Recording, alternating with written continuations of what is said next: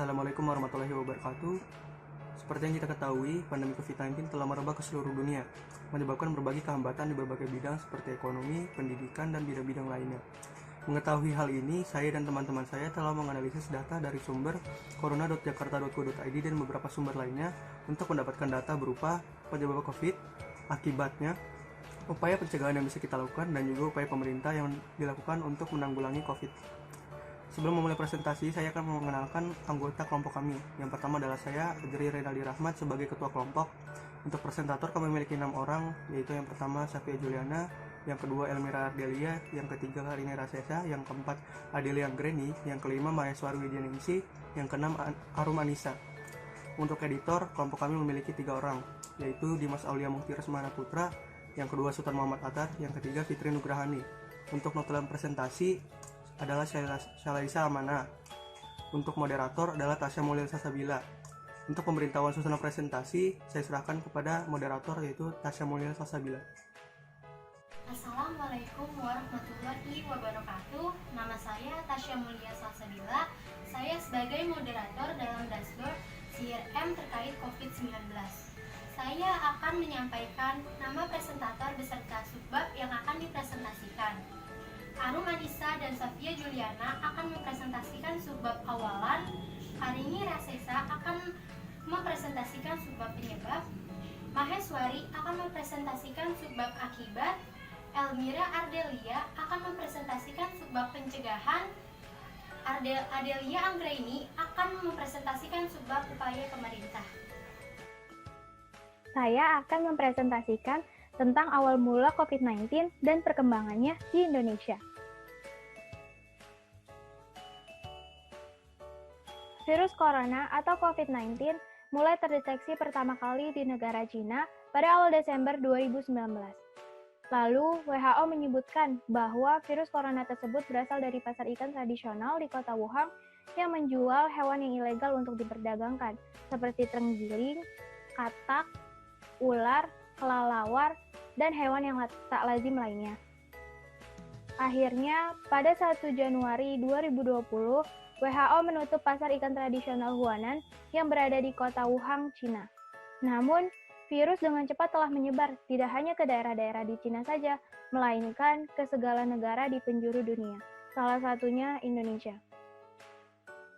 Pada 2 Maret 2020, untuk pertama kalinya, Presiden Joko Widodo mengumumkan 2 kasus pasien pertama positif COVID-19 di Indonesia. Setelah 2 kasus pasien pertama tersebut, kasus positif COVID-19 di Indonesia meningkat tajam. Seperti yang tercantum dalam grafik tersebut, kasus positif COVID-19 dari bulan Maret hingga September terus meningkat. Jika kita analisis grafik yang ada, maka peningkatan kasus COVID-19 yang paling besar terjadi pada bulan Maret yang semula 0 kasus hingga hampir menjadi 500 kasus per hari. Dan pada bulan September yang semula 2.500 kasus per hari melonjak menjadi lebih dari 3.500 kasus per hari. Hal ini sejalan dengan meningkatnya jumlah pelapor dan jumlah laporan. Pada grafik tersebut, jumlah pelapor dan jumlah laporan yang dibuat setiap bulannya yang terbanyak ada di bulan April dan bulan September. Laporan ini berupa gangguan ketentraman dan ketertiban dengan jumlah laporan terbanyak sebanyak 4.697 jumlah laporan dan laporan yang paling sedikit tentang fasilitas kesehatan milik pusat atau swasta sebanyak 140 jumlah laporan. Jika kita analisis berdasarkan data yang ada, banyaknya jumlah laporan dan jumlah pelapor pada bulan April dikarenakan ketidakpastian pemerintah dan ketidaksiapan pemerintah dan masyarakat Indonesia dalam menghadapi pandemi. Kegiatan perekonomian semakin sulit untuk dilakukan guna diperketatnya protokol kesehatan, sehingga laporan terhitung banyak, terutama mengenai bantuan sosial. Sedangkan pada bulan September, pemerintah DKI melonggarkan status PSBB yang semula PSBB total menjadi PSBB transisi. Berdasarkan data yang terjadi, peningkatan mobilitas dalam masa PSBB transisi sehingga kasus positif COVID-19 dan laporan masyarakat meningkat. Data selanjutnya akan disampaikan pada subbab berikutnya. Jadi untuk melanjutkan data sebelumnya, saya akan menampilkan grafik data laporan dan pelapor harian. Jadi ini adalah grafik harian laporan dan pelapor. Dapat kita lihat grafik warna biru ini menunjukkan jumlah laporan, sedangkan grafik yang berwarna pink menunjukkan jumlah pelapor. Pada bulan April, yaitu sekitar tanggal 19 April itu terjadi penaikan angka laporan atau pelapor, lalu turun dari bulan Juni hingga bulan Agustus terdapat angka laporan yang relatif rendah. Ini terjadi pada masa PSBB, lalu pada bulan September, khususnya pada tanggal 18 September terjadi peningkatan laporan yang cukup tinggi. Grafik tersebut diperoleh dari data laporan yang masuk melalui Twitter, Facebook, email, SMS Center, Clue, Lapor 1708, Balai Warga, Twitter Gubernur, serta Facebook Gubernur. Laporan harian terbanyak jatuh pada tanggal 18 September 2020. Terdapat jumlah laporan 196 serta jumlah pelapor terdapat 152.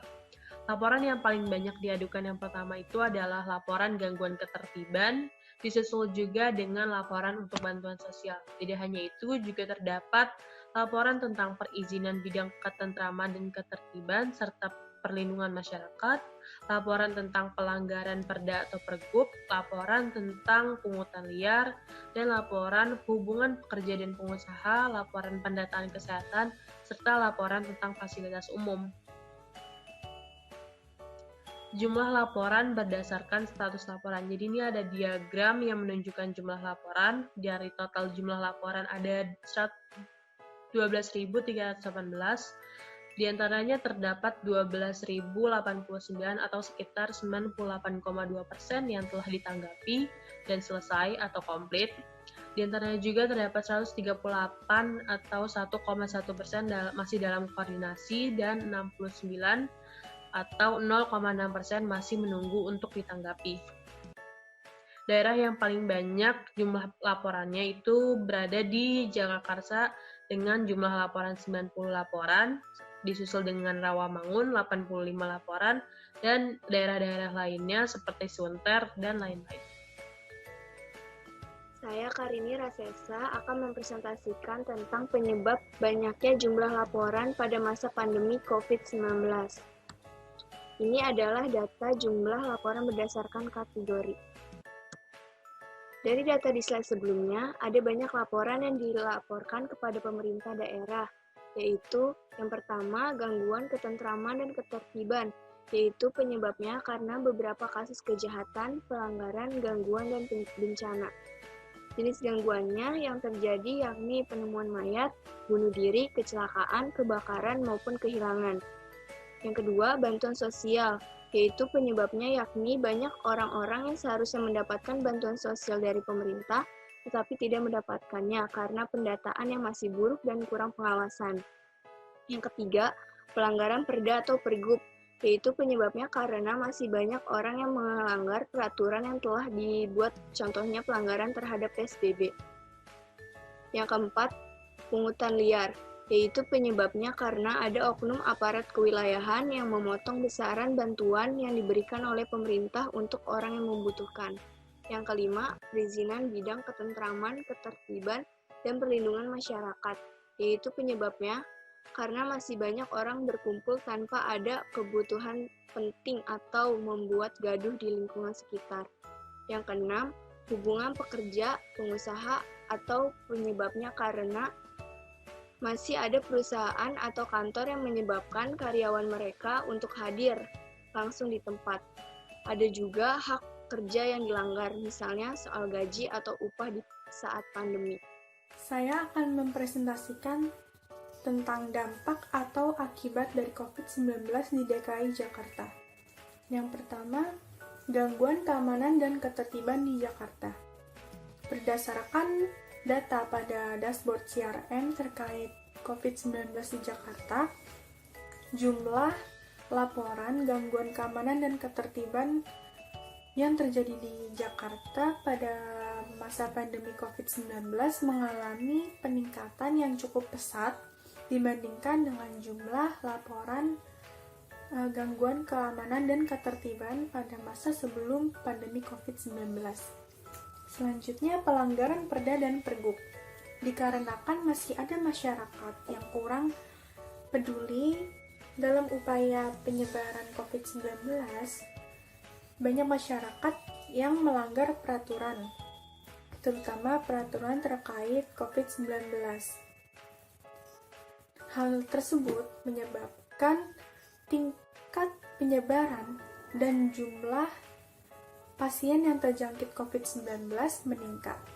Selanjutnya, bantuan sosial. Dikarenakan PSBB yang dijalankan oleh pemerintah Jakarta, tidak sedikit masyarakat DKI Jakarta yang kehilangan sumber pendapatannya. Berdasarkan data pada dashboard CRM terkait COVID-19 di Jakarta, laporan mengenai bantuan sosial mengalami peningkatan pada saat pandemi COVID-19. Laporan tertinggi terjadi pada bulan April dan Mei dan mengalami penurunan pada bulan selanjutnya. Kemudian tingkat kemacetan di DKI Jakarta. Dilihat dari data dashboard dampak COVID-19 terhadap kemacetan di Jakarta, tingkat kemacetan yang terjadi di DKI Jakarta mengalami penurunan dari periode pra-PSBB menuju periode PSBB 1 hingga PSBB 2 dan mengalami sedikit kenaikan ketika memasuki periode PSBB transisi 2. Selanjutnya, kualitas udara. Berdasarkan data pada dashboard kualitas udara di Jakarta, polusi udara di Jakarta selama pandemi COVID-19 mengalami penurunan yang tidak signifikan dari periode pra-PSBB menuju periode PSBB 1 dan PSBB transisi 1. Kualitas udara di Jakarta semakin membaik pada periode PSBB 2 dan PSBB transisi 2 hingga saat ini. Sekarang saya akan menjelaskan cara mencegah virus COVID-19.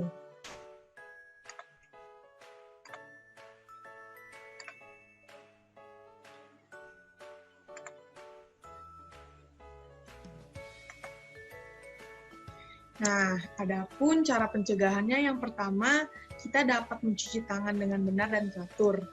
Nah, cucilah tangan dengan air mengalir menggunakan sabun setidaknya selama 20 detik. Pastikan seluruh bagian tangan tercuci hingga bersih. Jika sulit untuk menemukan air dan sabun, kita bisa membersihkan tangan menggunakan hand sanitizer. Gunakan produk hand sanitizer dengan kandungan alkohol minimal 60% agar lebih efektif membasmi kuman. Selanjutnya, kita dapat menggunakan masker apabila kita sedang bepergian keluar rumah. Meski tidak sepenuhnya efektif mencegah paparan kuman, namun penggunaan masker ini tetap bisa menurunkan resiko penyebaran penyakit infeksi, termasuk infeksi virus COVID-19. Yang ketiga yaitu menjaga daya tahan tubuh. Nah, menjaga daya tahan tubuh ini kita dapat melakukannya dengan cara mengonsumsi makanan-makanan sehat ataupun rutin melakukan olahraga. Terus selanjutnya yaitu menerapkan physical distancing dan isolasi mandiri. Nah, physical distancing ini dapat dilakukan dengan cara tidak bepergian keluar rumah kecuali untuk keperluan yang mendesak atau darurat seperti berbelanja bahan makanan atau berobat ketika sakit. Dan juga dapat dilakukan dengan cara menjaga jarak minimal 1 meter dengan orang lain, terutama saat beraktivitas di tempat umum atau keramaian. Jika kalian memiliki salah satu gejala COVID-19 yang bersifat ringan, memiliki riwayat perjalanan, atau tinggal di daerah terjangkit virus, kita dianjurkan untuk melakukan isolasi mandiri. Dan yang terakhir yaitu membersihkan rumah dan melakukan disinfeksi secara rutin. Jadi, Selain kebersihan diri, menjaga kebersihan rumah juga sangatlah penting dilakukan selama pandemi COVID-19 berlangsung.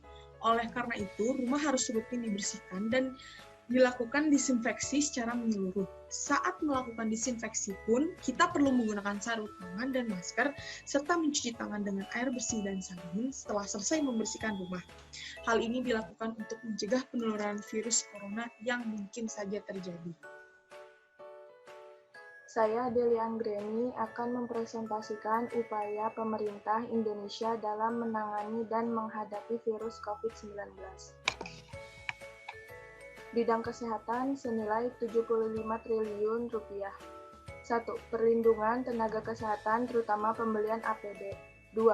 Pembelian alat-alat kesehatan yang dibutuhkan seperti test kit, reagen, ventilator, hand sanitizer, dan lain-lain sesuai standar yang ditetapkan Kementerian Kesehatan. 3. Upgrade 132 rumah sakit rujukan bagi penanganan pasien COVID-19 termasuk Wisma Atlet. 4.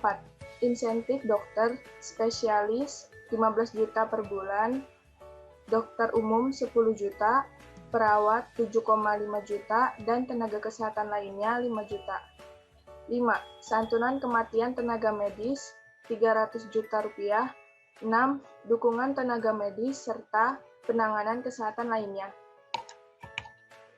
Bidang sosial senilai 110 triliun rupiah. 1. Dukungan logistik sembako dan kebutuhan pokok 25 triliun. 2. PKH 10 juta KPM dibayarkan bulanan mulai April sehingga bantuan setahun naik 25%. 3. Kartu sembako dinaikkan dari 15,2 juta menjadi 20 juta penerima, dengan manfaat naik dari 150.000 menjadi 200.000 selama 9 bulan, naik 33%. 4. Kartu prakerja dinaikkan dari 10 triliun menjadi 20 triliun untuk bisa mengcover sekitar 5,6 juta pekerja informal, pelaku usaha mikro dan kecil. Penerima manfaat mendapat insentif pasca pelatihan 600.000 dengan biaya pelatihan 1 juta. 5. Pembebasan biaya listrik 3 bulan untuk 24 juta pelanggan listrik 450 volt ampere dan diskon 50% untuk 7 juta pelanggan 900 volt ampere bersubsidi. 6. Tambahan insentif perumahan bagi pembangunan perumahan masyarakat berpenghasilan rendah atau MBR hingga 175.000. Kebijakan fiskal dan insentif pajak senilai 70,1 triliun rupiah. 1. Relaksasi batas maksimal defisit APBN sebelumnya sebesar 3%, diberlakukan pada tahun 2020, 2021, dan 2022. Diprediksi defisit APBN tahun ini adalah sebesar 5,07%. 2. PPH 21 pekerja sektor industri pengolahan dengan penghasilan maksimal 200 juta setahun ditanggung pemerintah 100%. 3. Pembebasan PPH impor untuk 19 sektor tertentu. Wajib pajak kemudahan impor, tujuan ekspor atau KITE, dan wajib pajak KITE industri kecil menengah. 4. Pengurangan PPH 25 sebesar 30% untuk sektor tertentu kemudahan impor tujuan ekspor atau KITE dan wajib pajak KITE industri kecil menengah. 5. Restitusi PPN dipercepat bagi 19 sektor tertentu untuk menjaga likuiditas pelaku usaha. 6.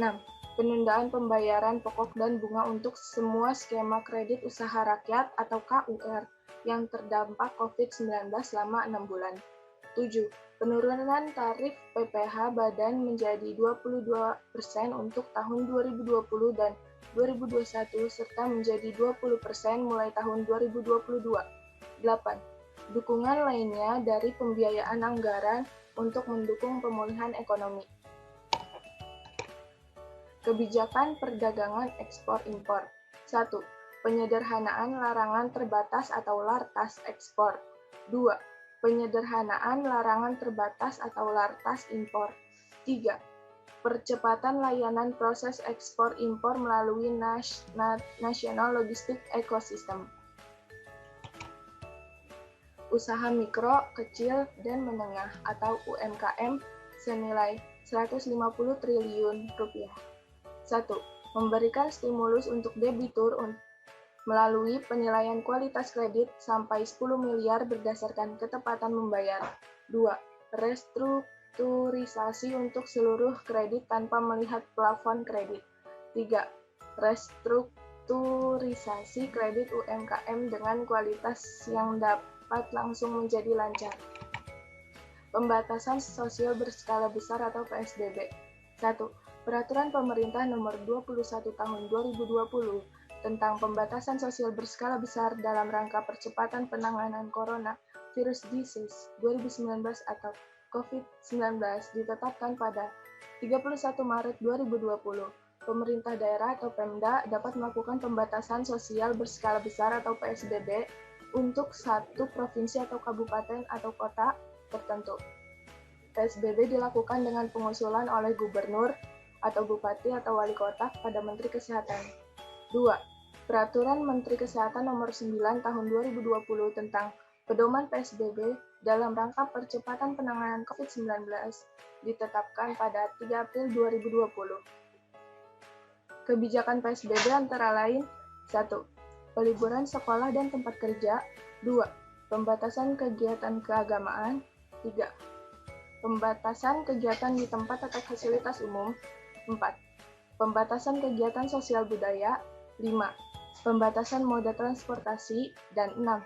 Pembatasan kegiatan lainnya terkait aspek pertahanan dan keamanan. 3. Pada 7 April 2020, Menkes menyetujui PSBB untuk diterapkan di DKI Jakarta. PSBB dilakukan selama 14 hari. Ojek online dilarang membawa penumpang. Jadwal KRL dievaluasi ulang dan dikurangi. Di wilayah Jabodetabek akan dibagikan sembako senilai 200.000 per keluarga. Nantinya penerima bantuan akan mendapatkan 600.000 per keluarga yang diberikan selama kurun waktu 3 bulan. Bidang hukum. 1. Kementerian Hukum dan HAM atau Kemenkumham telah membebaskan 22.158 orang narapidana dan anak. Sebanyak 15.477 orang diantaranya keluar penjara melalui program asimilasi, sementara 6.681 orang lainnya menghirup udara bebas melalui program hak integrasi, baik berupa pembebasan bersyarat, cuti bersyarat, maupun cuti menjelang bebas. Kebijakan atau fasilitas lainnya. 1. Pemri membangun fasilitas observasi, penampungan, dan karantina untuk mengendalikan infeksi COVID-19 di Pulau Galang. Kapasitas ini terdiri dari 1.000 tempat tidur. Fasilitas ini siap pada 6 April 2020. 2. Pada 23 Maret 2020, Wisma Atlet Kemayoran diresmikan menjadi rumah sakit darurat COVID-19. Fasilitas ini dilengkapi dengan laboratorium, farmasi, dan peralatan medis portable. Fasilitas ini mampu menampung sampai dengan 3.000 tempat tidur. Dan yang terakhir ada dashboard CRM Jakarta Smart City. Merupakan sistem cepat respon masyarakat terdiri dari platform 13 kanal-kanal pengaduan resmi masyarakat dan aplikasi Citizen Relations Management atau CRM yang digunakan oleh pemerintah DKI Jakarta untuk memproses dan menyelesaikan aduan masyarakat sebagai jembatan pengaduan antara masyarakat dan pemerintah. Sistem cepat respon masyarakat merupakan wujud inovasi dalam penyelesaian segala masalah non-darurat di Jakarta. Sebelum ada CRM, agar laporan masyarakat bisa diselesaikan, ada proses panjang yang harus diikuti oleh para organisasi perangkat daerah atau OPD. Akibatnya, masyarakat menunggu lama untuk tahu update dari laporannya. Maka dari itulah cepat respon masyarakat diciptakan. Sekian presentasi dari saya. Dari presentasi tersebut, dapat disimpulkan bahwa virus corona atau COVID-19 pertama kali terdeteksi pada awal Desember 2019 di pasar ikan Wuhan, Cina. Kasus pertama COVID-19 di Indonesia muncul pada tanggal 2 Maret 2020. Hingga kini, kasus positif COVID-19 di Indonesia masih terus meningkat. Kasus terbanyak terjadi pada bulan Maret dan September. Kemudian jumlah pelapor dan laporan terbanyak yaitu pada bulan April dan September. Mengenai gangguan ketentraman dan ketertiban dengan jumlah 4.967 laporan, serta mengenai fasilitas kesehatan milik pusat atau swasta dengan jumlah 140 laporan. Banyaknya jumlah laporan dan pelapor pada bulan April dikarenakan ketidakpastian dan ketidaksiapan pemerintah dan masyarakat Indonesia dalam menghadapi pandemi. Laporan terbanyak yaitu pada tanggal 18 September 2020 dengan jumlah laporan sebanyak 196 dan jumlah pelapor sebanyak 152. Perihal yang paling banyak diadukan mengenai gangguan ketentraman dan ketertiban serta bantuan sosial. Jumlah laporan berdasarkan status laporan sebanyak 12.318 dengan 12.089, persentasenya 98,2% yang telah ditanggapi dan selesai, 138 dengan persentase 1,1% yang sedang dalam koordinasi, 69 dengan persentase 0,6% yang masih menunggu untuk ditanggapi. Daerah jumlah laporan terbanyak yaitu Jagakarsa sebanyak 90 laporan dan Rawamangun sebanyak 55 laporan. Penyebab dari laporan tersebut yaitu gangguan ketentraman dan ketertiban, bantuan sosial, pungutan liar atau pungli, perizinan bidang ketentraman, ketertiban dan perlindungan masyarakat, serta hubungan pekerja-pengusaha, sehingga menimbulkan dampak semakin maraknya gangguan keamanan dan ketertiban, meningkatnya bantuan sosial, berkurangnya kemacetan di DKI Jakarta, serta penurunan polusi udara sehingga kualitas udara di DKI Jakarta menurun. Ada beberapa upaya pencegahan terhadap COVID-19 yaitu mencuci tangan dengan benar dan teratur, menggunakan masker, menjaga daya tahan tubuh, menerapkan physical distancing dan isolasi mandiri, membersihkan rumah, dan melakukan disinfeksi secara rutin. Pemerintah juga berupaya dalam menangani dan menghadapi COVID-19. Di bidang kesehatan, pemerintah mengeluarkan biaya sebesar 75 triliun rupiah yang digunakan untuk pembelian APD dan alat kesehatan, pembaruan sarana rumah sakit, insentif tenaga medis, serta penanganan kesehatan. Di bidang sosial, pemerintah mengeluarkan dana sebesar 110 triliun rupiah yang digunakan untuk pembagian logistik dan sembako, pembebasan biaya listrik, dana bantuan bagi pekerja, dan insentif perumahan yang berpenghasilan rendah. Kemudian ada kebijakan fiskal dan insentif pajak senilai 70,1 triliun rupiah, lalu kebijakan perdagangan ekspor impor, kemudian ada bantuan usaha mikro kecil dan menengah atau UMKM sebesar 150 triliun rupiah. Selain itu, pemerintah juga melaksanakan pembatasan sosial berskala besar atau PSBB yang berdasarkan Peraturan Menteri Kesehatan Nomor 9 Tahun 2020. Kebijakan PSBB antara lain peliburan sekolah dan tempat kerja, pembatasan kegiatan keagamaan, pembatasan kegiatan di tempat atau fasilitas umum, pembatasan kegiatan sosial budaya, pembatasan moda transportasi, pembatasan kegiatan lainnya terkait aspek pertahanan dan keamanan. Pada bidang hukum, pemerintah membebaskan 22.158 orang narapidana dan anak, sebanyak 15.477 orang melalui asimilasi, dan 6.681 orang melalui hak integrasi. Lalu kebijakan atau fasilitas lainnya berupa pembangunan tempat observasi, karantina, dan rumah sakit darurat untuk mengendalikan COVID-19. Yang terakhir ada dashboard CRM Jakarta Smart City, yaitu aplikasi yang digunakan oleh pemerintah DKI Jakarta untuk memproses dan menyelesaikan aduan masyarakat, hingga laporan masyarakat bisa diselesaikan tanpa menunggu proses yang lama. Mari kita tutup kegiatan hari ini dengan baca doa penutup majelis. Subhanallahu wa bihamdika, asyhadu an la ilaha illa anta astaghfiruka wa atubu ilaik. Alhamdulillahirabbil alamin. Wassalamualaikum warahmatullahi wabarakatuh.